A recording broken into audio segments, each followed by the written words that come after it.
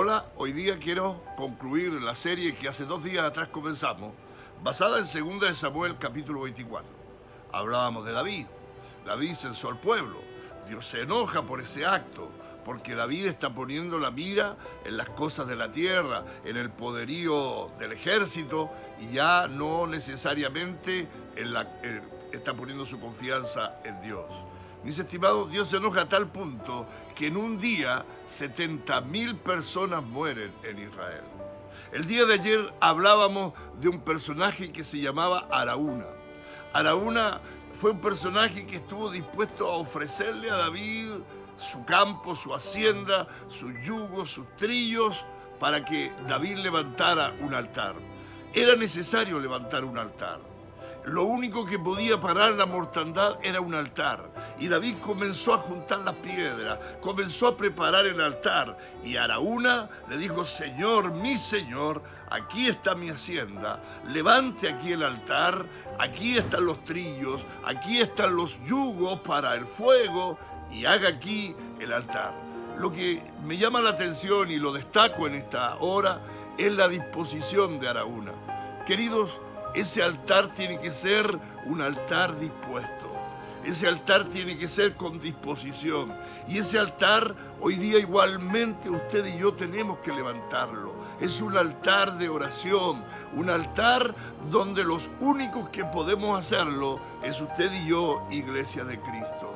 Y ese altar es el único que podrá detener la pandemia.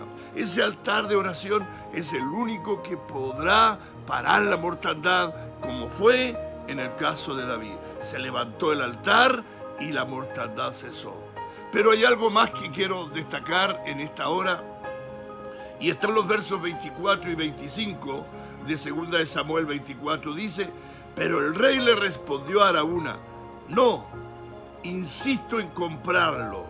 No le presentaré ofrendas quemadas al Señor mi Dios que no me hayan costado nada. De modo que David le pagó 50 piezas de plata por el campo de trillar y por los bueyes.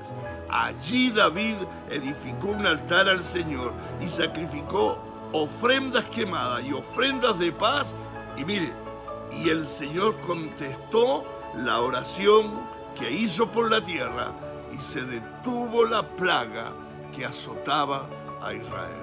Estimados amigos, ese altar que David construyó, él dijo: no puede ser que no me cueste nada. Y David tuvo que pagar, hubo un sacrificio, tuvo que pagar 50 ciclos.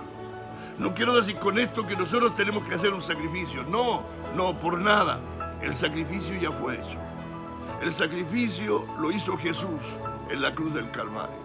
Él ya lo hizo, Él ya pagó por usted, Él ya pagó por mí. El sacrificio está hecho, el sacrificio está listo.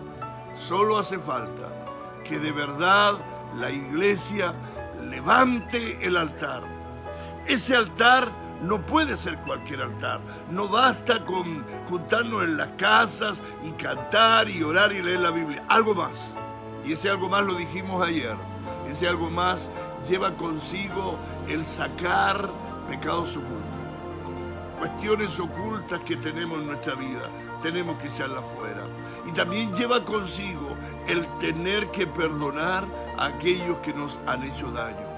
Que este tiempo de pandemia, estimados amigos, sea un tiempo de analizarnos a nosotros mismos, de mirarnos a nosotros mismos y de ver qué cosas están guardadas en nosotros.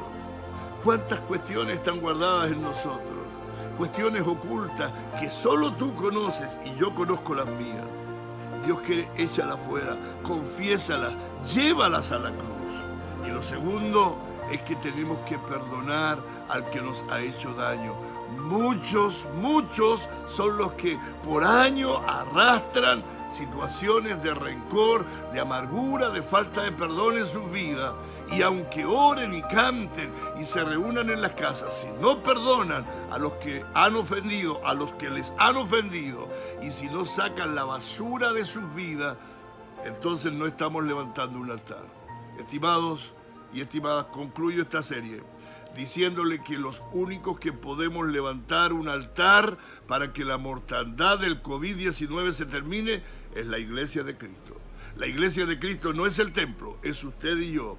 Pero ese altar es un altar en verdad que involucra todo. Abandonar pecados ocultos y amar y perdonar a aquel que nos ha hecho daño.